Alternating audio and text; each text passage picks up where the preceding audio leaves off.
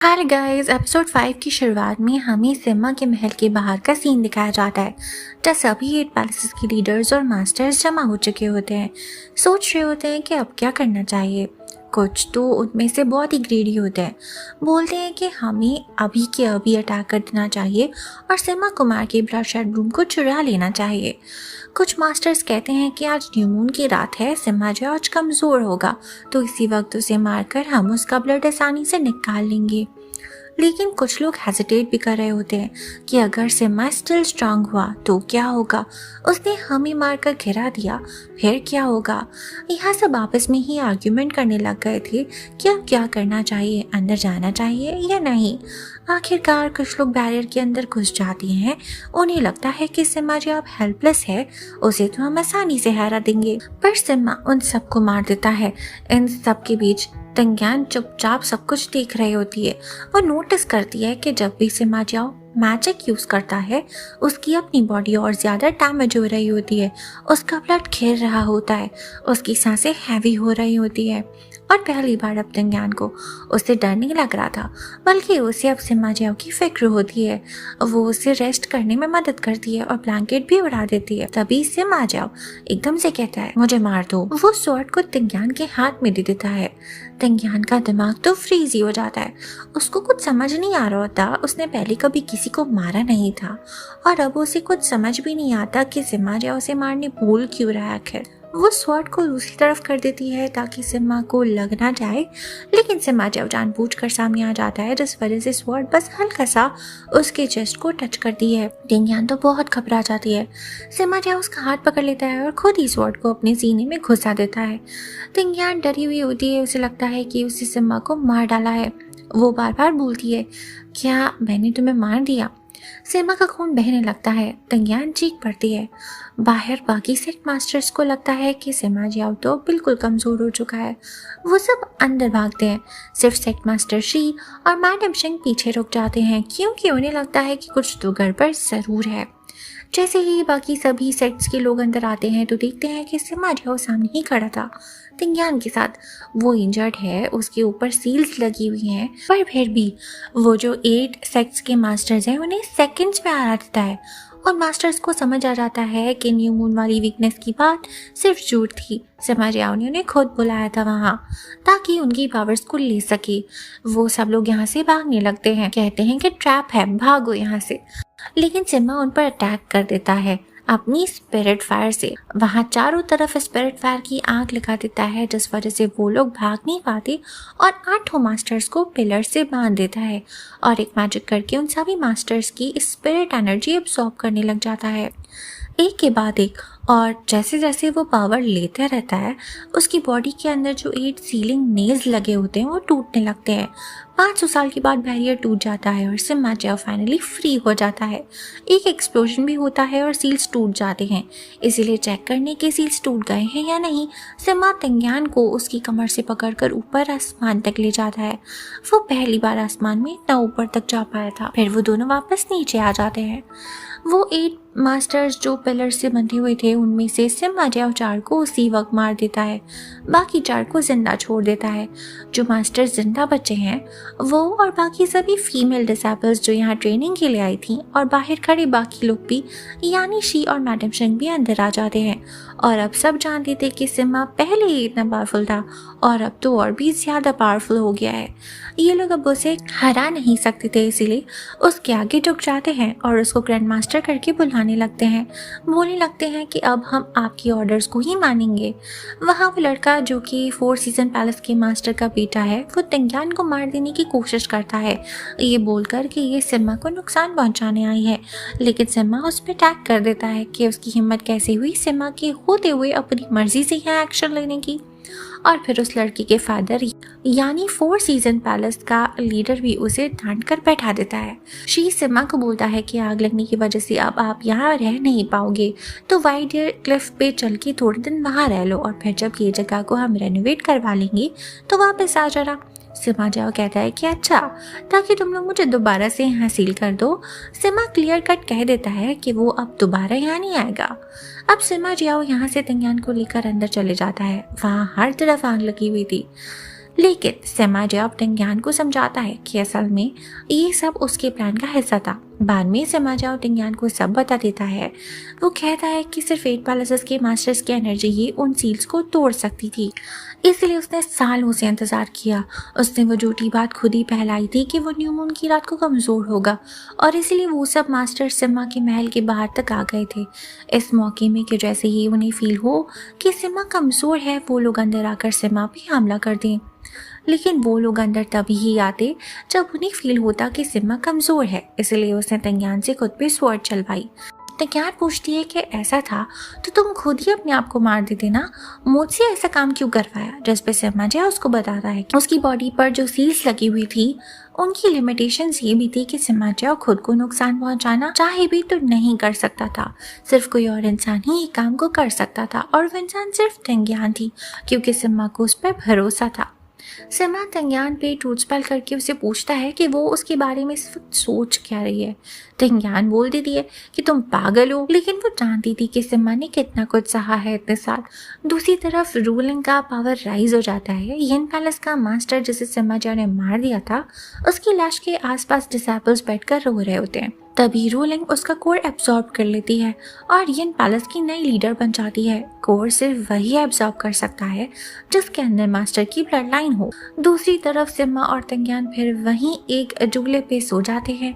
पहले टिंग्यान सो जाती है तो सिमा जब सोचता है कि टिंग्यान अजीब सी लड़की है, इसे तो कोई फर्क ही नहीं पड़ता चाहे कैसी भी सिचुएशन हो, इसे बस मजे से अपनी नींद पूरी करनी होती है।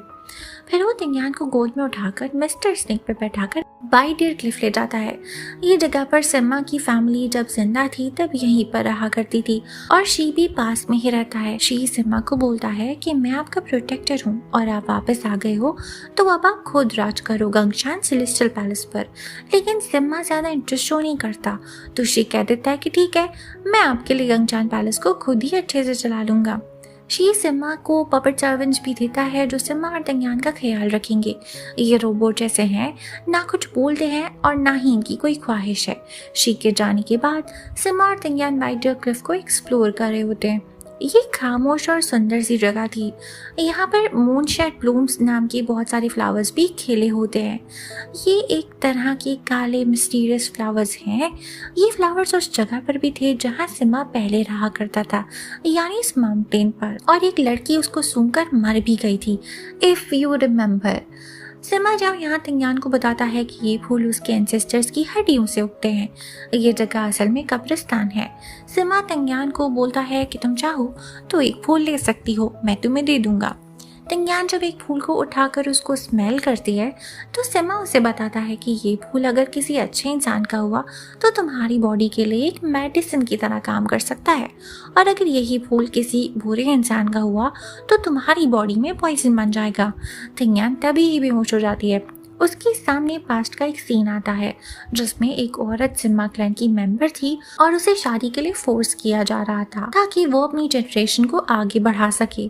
शादी के बाद उस औरत को एक बच्चा होता है जिसका नाम वो जियाओ रखती है, जिससे टिंग्यान को समझ आता है कि ये औरत सिमा की माँ है। मतलब उसने जो फ्लावर सूंघा था वो सिमा की माँ की हड्डी से बना था। सिमा जियाओ के पेरेंट्स को भी 8 सेक्स के मास्टर्स ऐसे ही परेशान किया करते थे जैसे वो प्रेजेंट में सिमा जियाओ को करते हैं। कहने को तो सिमा के पेरेंट्स गंगशान सेलेस्टियल पैलेस के लीडर्स हैं, लेकिन क्योंकि वो स्पिरिट फायर और ब्लडशेड ब्लूम यूज कर सकते हैं जिसकी वजह से गंगशान सेलेस्टियल पैलेस के लोग जादू कर पाते हैं, लेकिन उसके पेरेंट्स कुछ कर ही नहीं पाते थे। 8 पैलेसेस के लोगों ने उन्हें वाइट डियर क्लिफ पर ही बैरियर लगा के लॉक कर दिया था।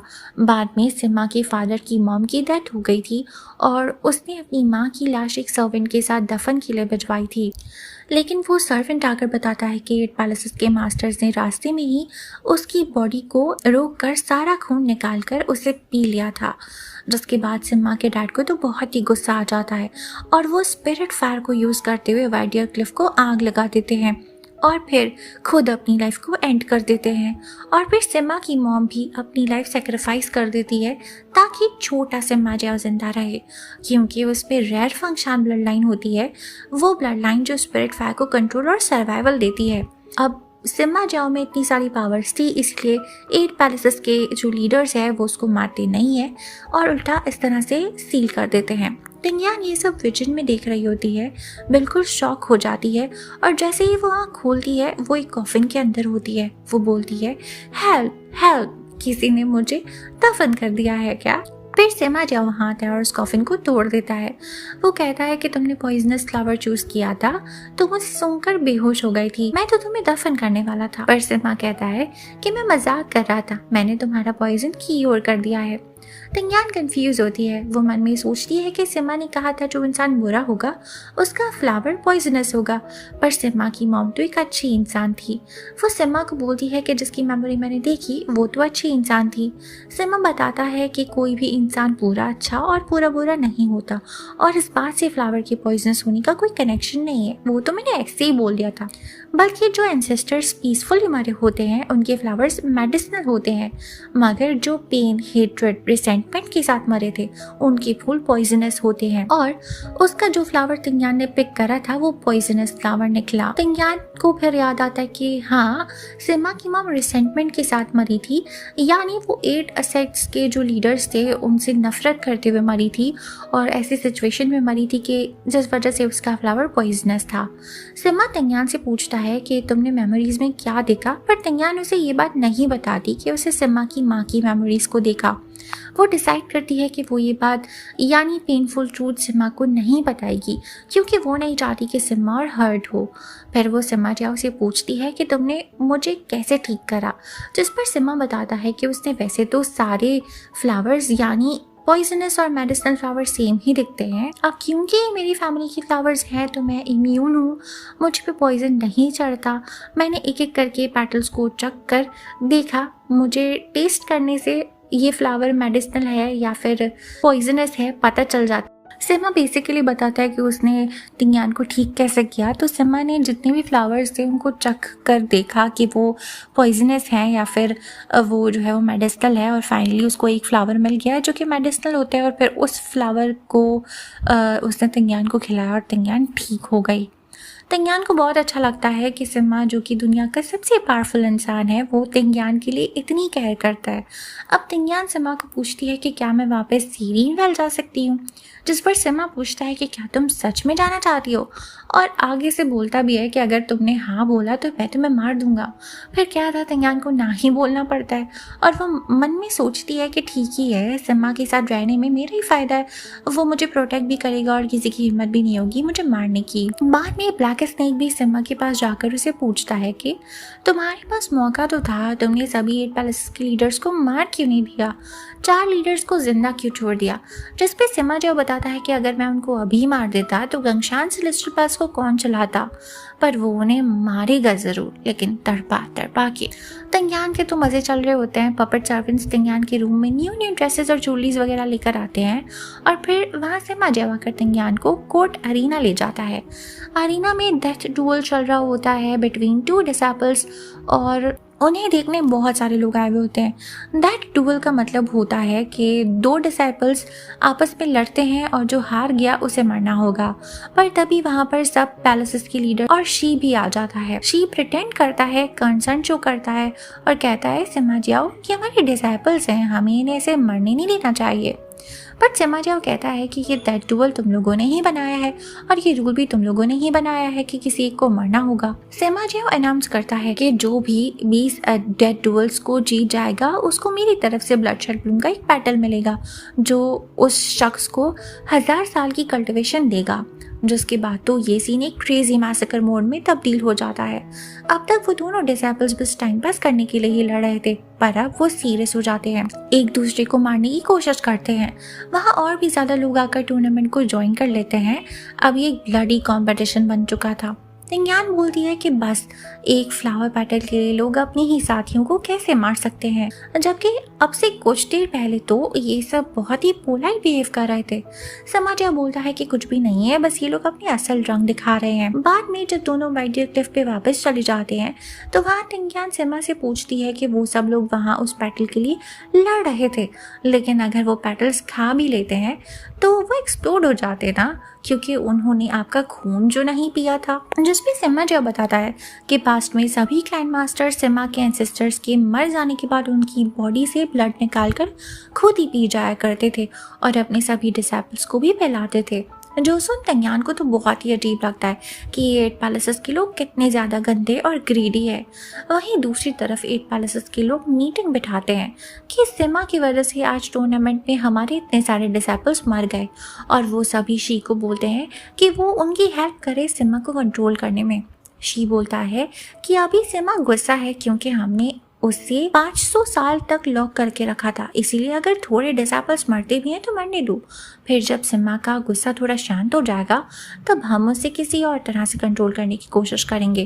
वैसे भी वो मेरी बात को मानता है। वहीं दूसरी तरफ सिम्मा मिस्टर स्नेक से डिस्कस कर रहा होता है कि शी भी बस सिम्मा के सामने शो करता है कि वो उसकी केयर करता है, जबकि वो तो बाकी सब पैलेसेस के लीडर से भी ज़्यादा बुरा है।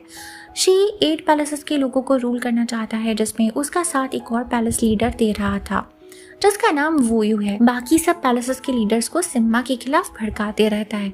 सिम्मा को याद आता है कि जब वो छोटा था तो वोयू ने ही वो वाली शर्त ऐड करवाई थी जिसकी वजह से सिम्मा अपने आप को नुकसान नहीं पहुंचा सकता था। वोयू ने अभी कल्टिवेशन में एक बहुत बड़ा लेवल अचीव करा था और इसलिए खुशी में एक सेलिब्रेशन बैंक्वेट रखा गया है। सिम्मा वहां जाकर वोयू के साथ कुछ करने वाला है। वो मिस्टर स्नेक को बोलता है कि तंग्यान की नींद से जगने के बाद हम बैंक्वेट में जाने के लिए रवाना हो जाएंगे। मिस्टर स्नेक भी समझ आता है कि सिम्मा तंग्यान के लिए कितना कंसर्न शो करते हैं, उसका वेट कर रहा है। वहीं तंग्यान तो मजे से सो रही थी और जैसे ही वो नींद से उठती है तो वहाँ उसके लिए बहुत सारे नए कपड़े, ज्वेलरी वगैरह सब कुछ रखा हुआ था। वो अलग अलग कपड़े पहनकर ट्राई करती है और देखती है कि वो किस में अच्छी लग रही है। तभी वहाँ सिम्मा जब क्योंकि कब से उसका वेट कर रहा था और तंग्यान आ ही नहीं रही थी तो वो उसके रूम में आ जाता है और उसको बोलते चलो मेरे साथ। तंग्यान बोलती कि कल आपने मुझसे बहुत ओवर टाइम करवाया है, थोड़ी छुट्टी तो बनती है ना मेरी। जिस पर सिम्मा ठूस पर लगाकर तंग्यान से पूछता है कि वो इनडायरेक्टली इसे चलने के लिए मना क्यों कर रही है। तंग्यान बताती है कि वो दोबारा से डेड बॉडीज नहीं देखना चाहती। कल जब वो वहाँ डेड डुअल में गई थी तो उसने बहुत सारी लाशें देखी थी और उसे लाशों से बहुत ज़्यादा डर लगता है और वो नहीं चाहती कि कोई भी मरे। सिम्मा सोचता है कि डीमन रैम से आई हुई लड़की डेड बॉडी से इतना डर रही है। एपिसोड के लास्ट सीन में सिम्मा और तंग्यान मिस्टर स्नेक के ऊपर बैठे हुए होते हैं। तंग्यान सिम्मा से पूछती है कि हम क्या करने जा रहे हैं, जिस पर सिम्मा जब तंग्यान को बताता है कि ये लोग किसी को मारने जा रहे हैं। तंग्यान की हैरानी के साथ यही एपिसोड यहीं पर एंड हो जाता है। That's it guys. अगर आप चाहते हैं कि मैं जल्दी से बाकी एपिसोड्स की एक्सप्लेनेशन को भी बनाऊं तो मुझे मोटिवेट करो यार, और ऐसा करने के लिए आप लोगों को करना होगा इस वीडियो को लाइक, शेयर और हमारे चैनल को सब्सक्राइब। साथ ही कॉमेंट्स में मुझे बताओ कि नेक्स्ट पार्ट का इंतजार किसको है, मुझे इस ड्रामे को कंटिन्यू करना चाहिए या नहीं, या कोई और ड्रामा है आपकी नज़र में तो मुझे बताओ, मैं उसे एक्सप्लेन करने की पूरी